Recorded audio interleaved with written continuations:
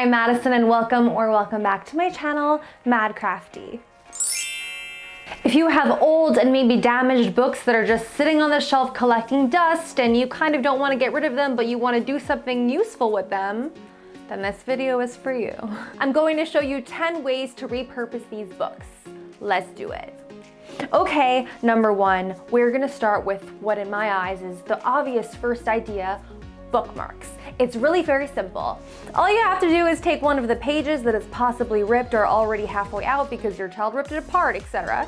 And you can use scissors or a paper cutter to get this out of there. You're gonna slice them down to whatever size you want. And then I'm just using my laminator here, but you could also use contact paper if you don't have one of those to laminate the strips. And then you slice them again, could even punch a hole and add a tassel if you wish. And now you can use these to put in other books, obviously. Also, I love adding bookmarks to birthday boxes. I have an entire video on how I make those for my friends. And on that same note of birthdays, let's move on to number two, which is birthday cards. I simply cut out some of my favorite pages into a more appropriate card size. And then I just fold a piece of pretty cardstock right in half. I then use some double stick tape, stick that page right on, then you gotta slice it again, and bam. These could be greeting cards or even birthday cards. You know, throw a Starbucks gift card in there and give it to your teacher. Possibilities are endless. Now, speaking of Starbucks, let's move on to number three, and that is coasters. If you watch my videos, you see that I make coasters all the time. I love coasters, so let me show you how I do these. For this one, I'm going to use this very damaged book cover, and I will be using these coasters that I got at Michael's. But first, I'm going to paint all my coasters with this pretty blue color, and while they're drying, I am cutting out squares that are a tad bit smaller than my coasters. Once the paint has dried, I am taking Mod Podge and using a foam brush to brush on a nice even layer.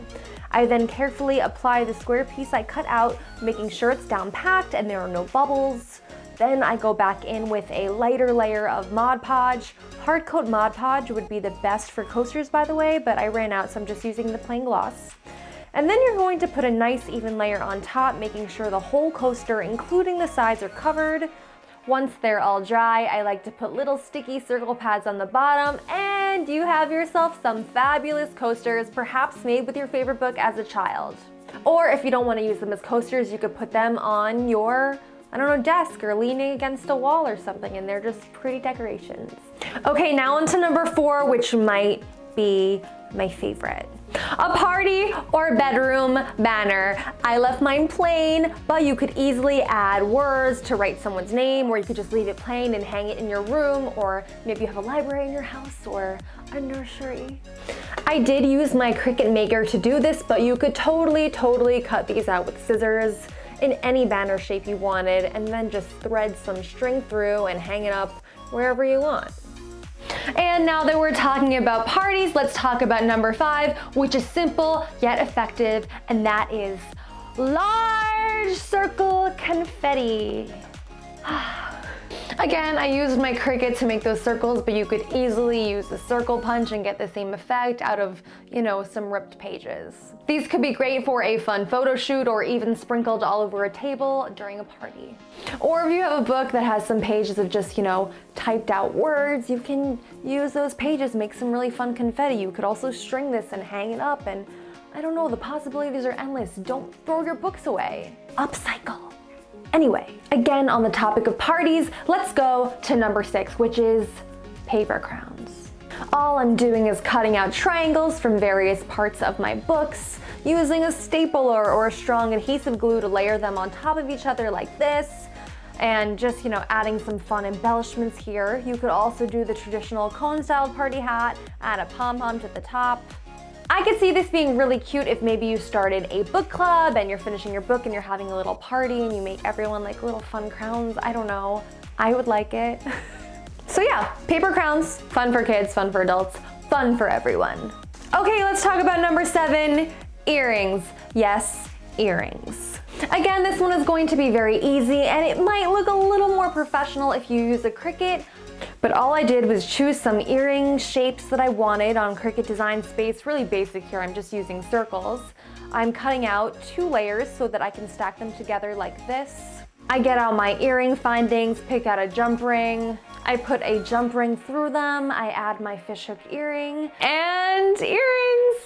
Okay, I know, these are for a very specific type of person. Perhaps maybe you're a very cool friend, or maybe you're the cool friend. I don't know, a teacher. You know someone in your life who will like these. I love these, I think they're fun. They could be great for a party, or maybe it's Halloween and you want to dress up like a book. There you go. Also, I should say that these, of course, are paper, so if you're gonna make these for yourself and you don't care, you know, don't wear them outside in the rain because they will get wet and they won't be pretty. So just for longevity purposes, I would put a nice light coat of maybe Mod Podge on them just to keep them nice and sealed. Okay, now on to number 8, and this one is very simple. You have a book, you're saying to yourself, oh, I love this page is so beautiful, I don't want to get rid of it. Just cut it out. Just cut it out. Save that beautiful image you like, laminate it, don't keep it in a folder. If you're a crafty person like me, maybe one day in a few years you will have a reason to use this piece of, you know, pretty dog or illustration that someone drew. You know, just keep it, cut it out and keep it. That simple. And next we have number 9, again, a really simple one. If you are someone that likes to scrapbook or you have a happy planner and you like to preserve and save things like I do, I actually have a video on how to upcycle your happy planner. You can watch that too if you want. Yeah, anyway, you just take your book that you like, open up to a page, carefully tear the page out, send it through lamination or contact paper if you wish, get out that happy planner punch or even just a plain hole puncher, punch it down and insert it into your happy planner or binder, and now you have it forever. I do this very often as I love saving pages from magazines and maps. So that's really good as kind of like a, I don't know, scrapbook of childhood memories, perhaps. And finally, number 10, a really cool candle. All I'm doing is taking this glass holder I got from the Dollar Tree, and again, I just use Mod Podge to coat the side, applying that cutout piece of paper, and then adding a second layer of Mod Podge on top here. Repeat on all the sides. And now you have a cute little DIY book candle holder for your desk. Let's light it.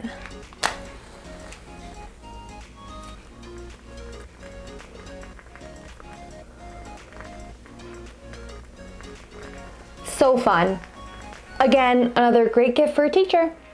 So there you have it, 10 ways to repurpose old or damaged books. And even if you don't have any old or damaged books, I think you should check out a thrift store or a garage sale. You never know, sometimes people even leave books outside to be recycled, and just go snatch some and make cool stuff out of it. Definitely let me know in the comments which one was your favorite. Thank you so much for watching. If you enjoyed this video, I would love if you could hit the like button and consider subscribing to my channel to see more fun crafts. You can find me on Instagram, Pinterest, and TikTok at MadCrafty, and I'll see you next time. Bye! I actually really love the way this candle turned out. I used the book Mr. Bumble by Kim Kennedy, and it's illustrated by Doug Kennedy, and it's bees and fire and honey, and it all kind of just matches. Look at the queen bee here. This is very cool. Very cool.